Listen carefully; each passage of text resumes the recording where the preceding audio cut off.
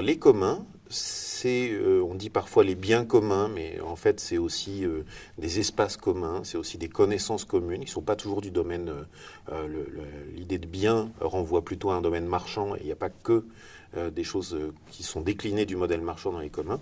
Ce sont tout un ensemble de choses que nous avons en partage.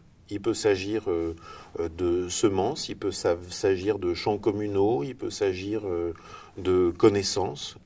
Et en fait, ce qui s'est joué au fil des années, au fil des siècles, c'est que tout un ensemble de communs de la nature ont été privatisés et donc ont donné lieu à un moment donné à des conflits autour de ce qui appartient à tout le monde et ce qui appartient à certaines personnes seulement. C'est vraiment la construction des notions modernes de propriété qui sont derrière les communs.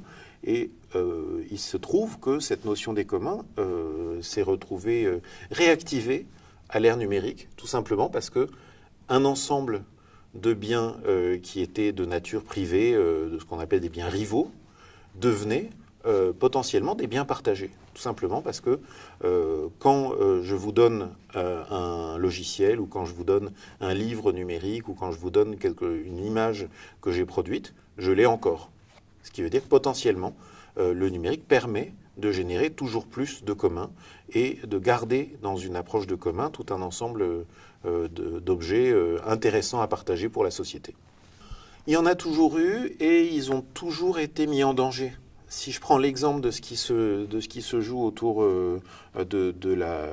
des communs du vivant, la brevetabilité du vivant, c'est un problème de commun. La brevetabilité du vivant, c'est une question qui consiste à dire est-ce que des grandes entreprises mondiales peuvent considérer que les agriculteurs n'ont pas le droit de produire des semences à partir de leur culture et donc sont forcés de les acheter toujours. On a aussi ce cas de figure quand des acteurs comme Apple, Samsung ou autres sont allés breveter des gestes du corps humain.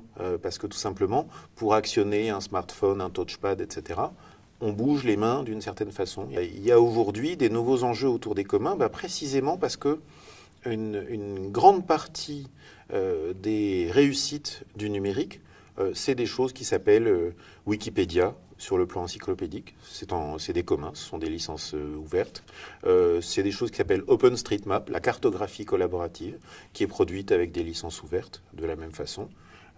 À un moment donné, le fait de choisir d'utiliser OpenStreetMap et de l'enrichir, plutôt que de choisir d'utiliser Google Maps, c'est quelque chose qui relève du choix de chacun, mais en même temps de la société que nous voulons construire.